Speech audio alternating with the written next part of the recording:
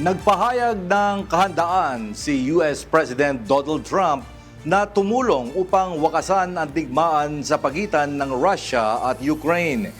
Ayon sa Kremlin, nagkausap sa telepono si Trump at si Russian President Vladimir Putin kung saan tinalakay ng dalawang leader ang mga posibleng hakbang para sa usapang pangkapayapaan kasama ang Ukraine at mga bansa sa Europe.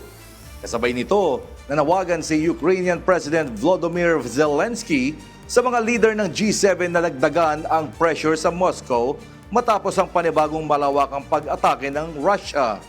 Hindi bababa sa 11 ang nasawi sa missile at drone attacks na tumama sa Kyiv at iba pang lugar sa Ukraine.